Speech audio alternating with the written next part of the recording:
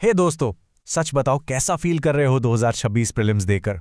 मैं जानता हूं थकान और कंफ्यूजन दोनों एकदम पीक पर हैं इस वक्त। एग्जाम हॉल से बाहर आकर हर कोई बस एक ही बात कह रहा था कि यार ये कैसा अनकन्वेंशनल पेपर था। तो मेरे सभी भैया और दीदी लोग, एक लंबा सांस लीजिए और थोड़ा रिलैक्स कीजिए। आपकी ये फ्रस्ट्रेशन बिल्कुल 100% वैलिड है। आज के इस डीप एनालिसिस में ना हम एग्जैक्टली यही डिकोड करने वाले हैं कि यूपीएससी ने इस बार आखिर हमें कहां-कहां घुमाया है। Okay, let's dive into the agenda real quick. आज हम कवर करेंगे 2026 के सबसे बड़ी की ट्रेंड्स, उसके बाद सब्जेक्ट वेटेज और सीसैट के सरप्राइजेस। फिर हम आएंगे दी एथिक्स बाउंसर्स पर, कुछ डिफेक्टिव क्वेश्चंस को समझेंगे और आखिर में देखेंगे कट ऑफ प्रेडिक्शंस और आगे की स्ट्रैटेजी। चलिए शुरू करते हैं सेक्शन 1 से, जो है की ट्रेंड्स ऑफ 2026। अगर आप सोच रहे थे कि भाई बस स्टैंडर्ड सब्जेक्ट्स पढ़कर काम चल जाएगा, तो 2026 ने एक बहुत बड़ा रियलिटी चेक दे दिया है। एक्सपर्ट्स ने तो इस बदलाव को द एथिक्सिफिकेशन ऑफ प्रीलिम्स का नाम दे दिया है। लिटरली ऐसा लग रहा था जैसे हम GS1 नहीं बल्कि सीधा मेंस का GS4 एथिक्स पेपर दे रहे हैं। इन्होंने पेपर में इतने सारे मल्टी स्टेक होल्डर सिनेरियोज डाल दिए जहां आपको एक्सट्रीम टाइम प्रेशर के अंडर बेस्ट एडमिनिस्ट्रेटिव एक्शन लेना था। इसके अलावा पेपर में और क्या मेजर शिफ्ट्स देखने को मिले? पूरा का पूरा पेपर पिछले सालों के कंपैरिजन में नोटिसेबली ज़्यादा लंबा और टफ था। पॉलिटी में पुराने स्टाइल के डायरेक्ट क्वेश्चंस बिल्कुल गायब थे और उनकी जगह डीप टेक्सचुअल स्पेसिफिक्स पूछे गए थे। और वो नया ऑप्शन फॉर्मेट, उसने तो एलिमिनेशन और गेस वापा स्कोप बिल्कुल ही खत्म कर दिया। इकॉनमी की बात करें तो वहां हमें फाइनेंशियलाइजेशन ऑफ टेक देखने को मिला, जैसे डिजिटल रूपी और यूपीआई को स्ट्रिक्टली कंपेयर करना। मतलब रोट लर्निंग का अब लिटरली कोई फायदा नहीं बचा है।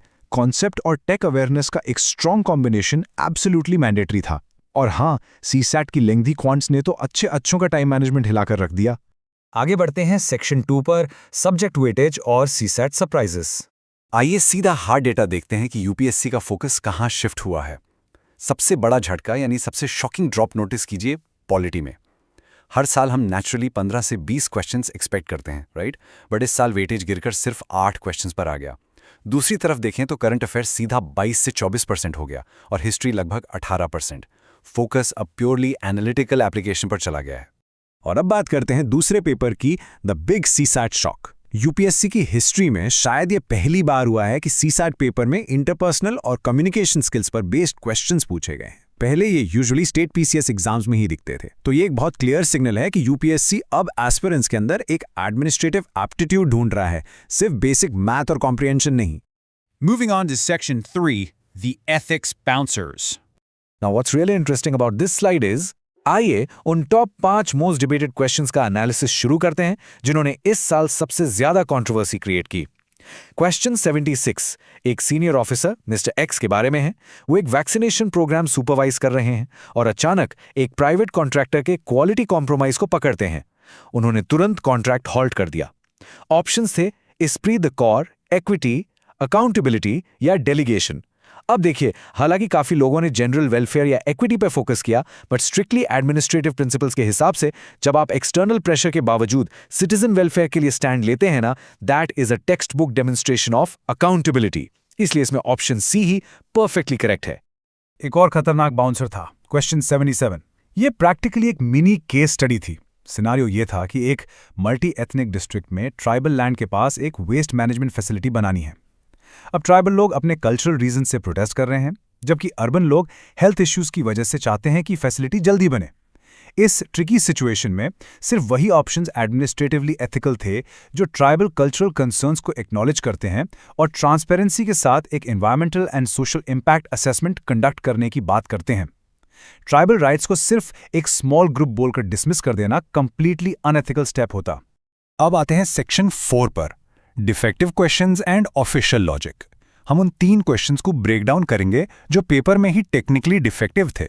सबसे पहले देखिए क्वेश्चन 41, जहां इंटरपोल नोटिसेस को मैच करना था।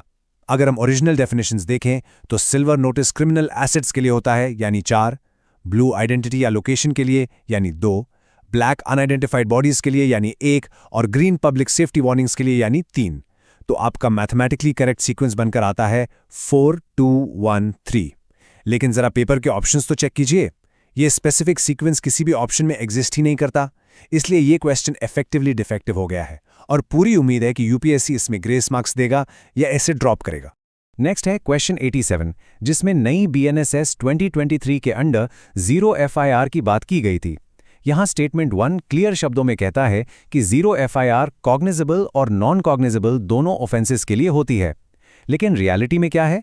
BNSS के सेक्शन 173 के अंडर जीरो FIR प्रॉपरली सिर्फ और सिर्फ कॉग्निजेबल ऑफेंसेस के लिए लागू होती है। क्योंकि ये प्रिंटेड स्टेटमेंट एक्यूरेट नहीं था, ये क्वेश्चन भी टेक्निकल एरर्स की वजह से डिफेक्टिव कैटेगरी में ही चला गया है। और ये रहा आखिरी डिफेक्टिव क्वेश्चन, क्वेश्चन 89। इसमें पूछा गया था कि इंडिया ने इनमें से कौन सी इंटरनेशनल कन्वेंशंस रैटिफाई नहीं की हैं। फैक्ट ये है कि इंडिया ने ऑप्शंस 3 और 5 रैटिफाई नहीं किए हैं, लेकिन जो सबसे क्लोज ऑप्शन उन्होंने दिया था ना, ऑप्शन डी, उसमें कन्वेंशन 4 यानी कि जिनीवा कन्वेंशन भी इंक्लूड कर दिया गया था, जबकि हम सब जानते हैं कि इंडिया उसे 1950 में ही रैटिफाई कर चुका है। तो टेक्निकली स्पीकिंग इस क्वेश्चन में एक भी करेक्ट ऑप्शन अवेलेबल नहीं था। Finally, let's talk about Section 5, Expected Cutoff and Strategy.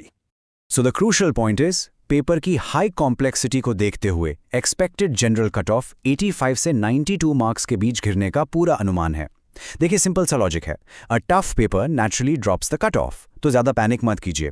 लेकिन अगर हम सेफ स्कोर की बात करें तो आंसर कीज में वेरिएशंस और नेगेटिव मार्किंग का मार्जिन रखने के बाद अगर आपका स्कोर 95+ बन रहा है, सिर्फ तभी आप कंप्लीटली सेफ जोन में हैं।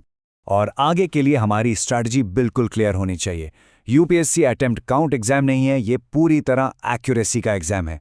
दोस्तों, अगर आपको ये डीप एनालिसिस हेल्पफुल लगी हो तो वीडियो को लाइक ज़रूर करें। ऑथेंटिक यूपीएससी अपडेट्स और रिवीजन के लिए चैनल को सब्सक्राइब करें और अपने फ्रेंड्स के साथ शेयर करें। आपका सपोर्ट हमें और मेहनत करने की मोटिवेशन देता है। और इसी के साथ मैं आपको एक सोचने वाले सवाल पर छोड़कर जाता हूं।